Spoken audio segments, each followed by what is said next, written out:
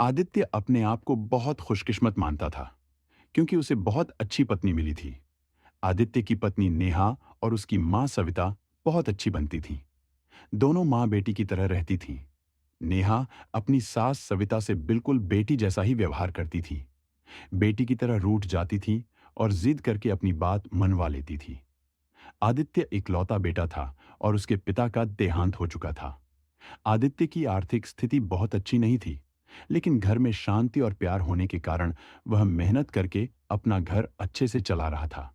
साथ ही माँ और पत्नी का उसे पूरा सहयोग मिलता था, जिससे उसे आगे बढ़ने की प्रेरणा मिलती थी। सास और बहू की इस जोड़ी की चर्चा अब मोहल्ले और रिश्तेदारों में भी होने लगी थी और उनकी मिसाल दी जाने लगी थी। हालांकि कुछ लोग जलते भी थे और कुछ कहते कि यह सब शुरू में होता है, थोड़ा समय बीतने पर सारा प्यार खत्म हो जाता है और बहू अपने रास्ते और सास अपने रास्ते हो जाती हैं। सब कुछ सही चल रहा था, लेकिन एक सुबह आदित्य की मां सविता ने उसे जोर से चिल्लाकर उसके कमरे से बाहर बुलाया। आदित्य ने हैरानी से पूछा, क्या हुआ मां, क्यों चिल्ला रही हो? सविता ने गुस्से में कहा, अपनी पत्नी को समझा ले, अब मुझसे और बर्दाश्त नहीं होता। मैं इतने दिनों से चुप थी, लेकिन अब नहीं सह सकती। नेहा हर बात में मुझसे जिद करती है। आदित्य ने अपनी मां को पहली बार इतने गुस्से में देखा था। इतने में नेहा भी कमरे से बाहर आ गई और घबराकर बोली, क्या हुआ माँ जी, आप क्यों परेशान हैं? सविता ने गुस्से से कहा, तू चुप कर, मुझसे बात मत कर। मुझे अब तेरे साथ नहीं रहना है। आदित्य, मुझे गांव छोड़ना चाह, अब मैं यहां नहीं रह सकती। आदित्य ने हैरानी से पूछा, माँ, वहां कौन है?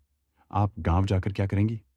माँ ने जवाब दिया, वहां मेरा भाई है, अब अपनी बाकी की जिंदगी मैं वहीं गुजारूंगी। नेहा ने कहा, माँ जी, आप कैसी बातें कर रही हैं?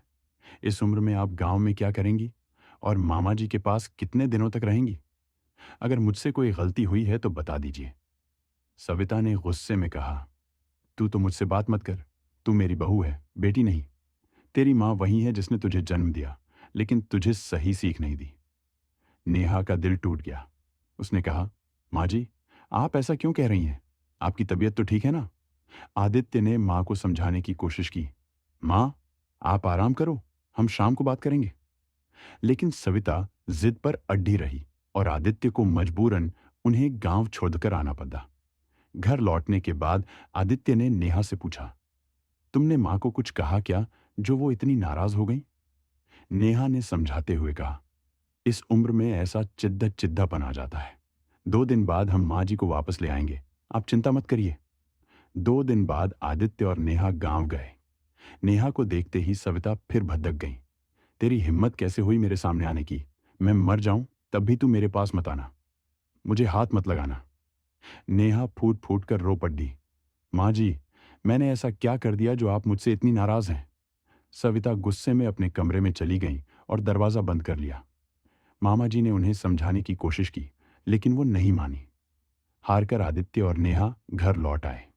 नेहा ने कमरे में जाकर रोते हुए कहा, आदित्य, माँ जी को इतने दिन दूर रहकर अच्छा नहीं लग रहा होगा, हमें फिर से गांव जाना चाहिए। आदित्य ने सहमति जताई। इस बार नेहा ने आदित्य से कहा, जो मैं कहूंगी वही करना। गांव जाकर आदित्य ने मां से कहा, मां, नेहा सीढ़ियों से गिर गई है और 5 दिन से आपके बिना रो रही है। सुनते ही सविता घबरा गई। क्या? और तू अब बता रहा है? वो तुरंत तैयार होकर आदित्य के साथ वापस घर आई। मामा जी भी उनके साथ आए। घर पहुंचते ही सविता ने दरवाजे से पुकारा, नेहा, नेहा, और दौड़कर नेहा के कमरे में पहुंची। नेहा बिस्तर पर लेटी थी। सविता ने उसे गले से लगा लिया और रोने लगी।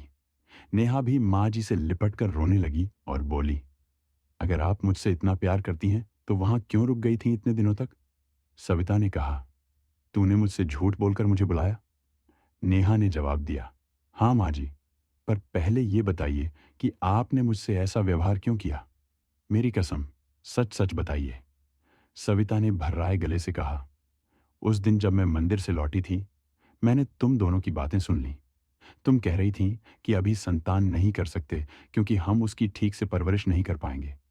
मुझे लगा मैं तुम दोनों पर बोझ बन गई हूं, इसलिए मैंने दूर जाने का नाटक किया ताकि तुम दोनों अपनी जिंदगी और सपनों को पूरा कर सको।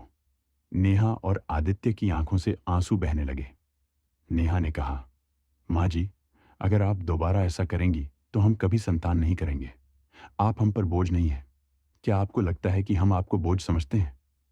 एक माँ अपने बच्चों को बोझ नहीं समझती, तो फिर बच्चे अपनी माँ को कैसे बोझ समझ सकते हैं? आदित्य ने कहा, माँ, अब आप हमारे साथ ही रहेंगी और समय आने पर दादी भी बनेंगी।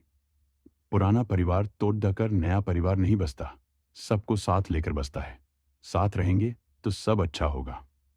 सविता ने फिर नेहा को गले लगा लिया और वापस उसी घर में खुशी खुशी रहने लगी।